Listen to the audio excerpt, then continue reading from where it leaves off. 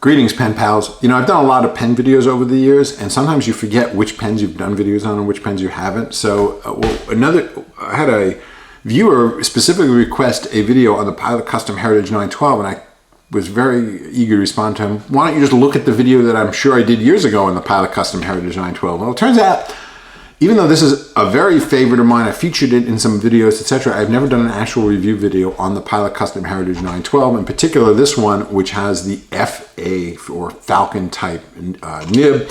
So we'll get into that in a few minutes, but I kind of lost track on which pens I've done videos on and which pens I haven't. I've done a few hundred videos, so I guess no harm, no foul there. But so today we're going to be talking about the Pilot Custom Heritage 912. It's a really nice pen. It has a 14 karat Falcon nib, the FA type nib. And so, no time like the present. Here we go.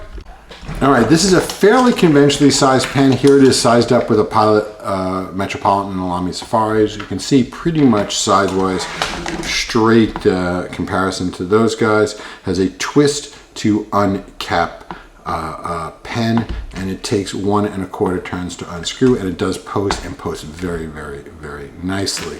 Has a really pretty nice clip. It's sort of a, it doesn't have like the ball style clip, but it's sort of this somewhat tapered sword style clip that looks really nice.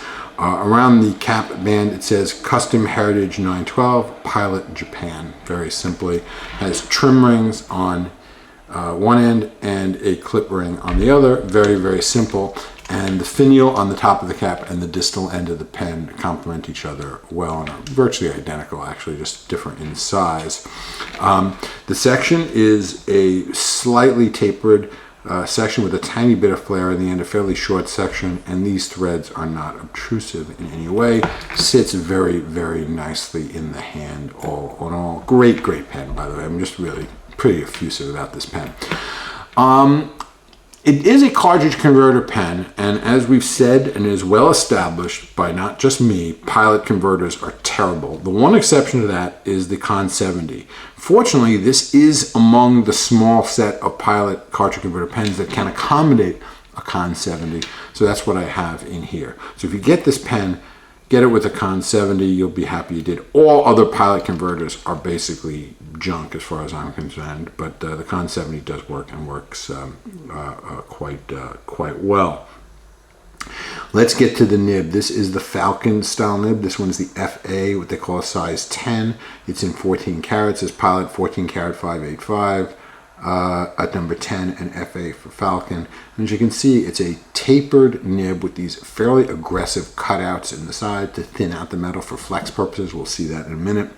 It has an uninspiring plastic feed, but does have the nice little feature that a lot of upper end Pilot pens have, where it has a fill hole at the tip, so you don't have to dunk the whole nib and feed all the way up to the section to take up ink. You can just dunk it up to that little hole there, which actually is a pretty nice feature.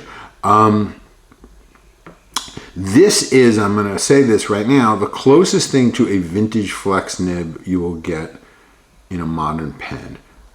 It isn't a vintage flex nib, but it's the closest thing you will get to a vintage flex nib in a modern pen. If you really want a vintage flex nib, just buy a vintage flex nib. They're easy to get, etc. Don't buy this thinking you're going to get that same experience.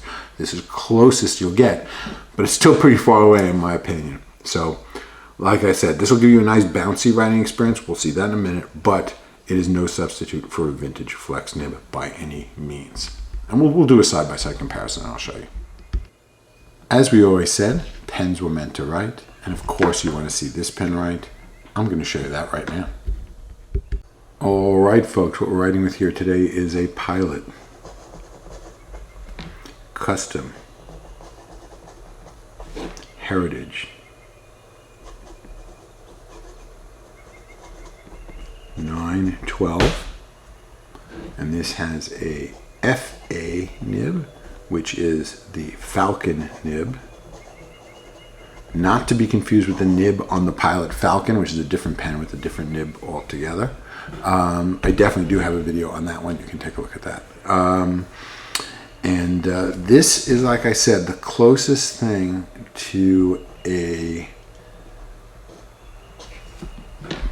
vintage flex nib in a modern nib. Now when I was flexing just there, I'm going to put flex in quotes here because it's really got it's really got what I would call bounce. You have to, it does give you a little bit of line variation just writing naturally.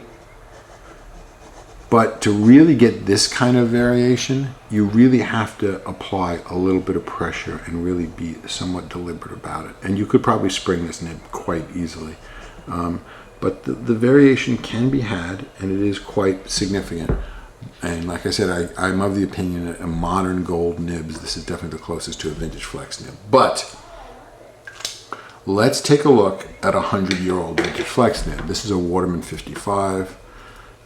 It's a very, very old pen, probably about 100 years old, give or take. It has a 14 karat flexi nib.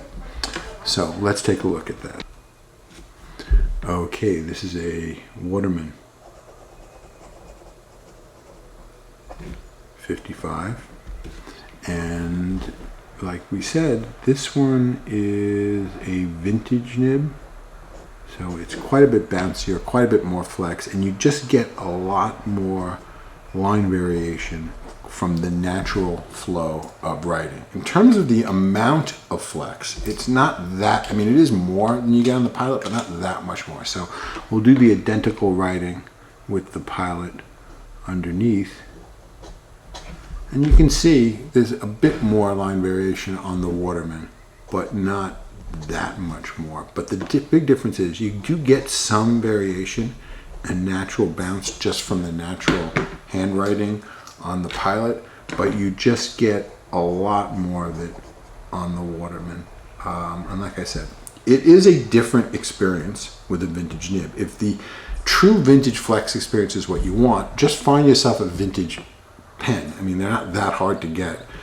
This is not a cheap pen, so the difference in price is not going to be that much. So for what you pay for something like this, you could probably get something, you know, maybe for a little bit you can get something like this. This is a 55. This is a pretty expensive one, but you can get like a 52, which is a smaller version of this pen for quite a bit less money. So just keep that in mind with these pens. Anyway, that's what I have to say about this pen. Great pen. I really like it quite a bit. I'm a big fan. Like I said, just understand what you're getting when you get this. You're getting something close to a vintage flex nib. You're not getting a vintage flex nib, but you're getting a really bouncy, great writing experience that I really like quite a bit. That's about it for this pen though, but let's talk about this ink for a minute now, shall we? All right, this pen is inked with Iroshizuku Ama-Iro, which is sort of a really nice turquoise blue with some really nice color variation. Somewhat similar to Diamine Mediterranean blue. Not quite as turquoisey as, say, Noodler's Navajo turquoise or, say, Pelican turquoise, but not that different than, say, Diamine Mediterranean blue. You do get a bit more color variation and some shading here than you do with the Diamine ink. But all in all, a really, really nice ink, Iroshizuku Ama-Iro. I'm a very, very big fan.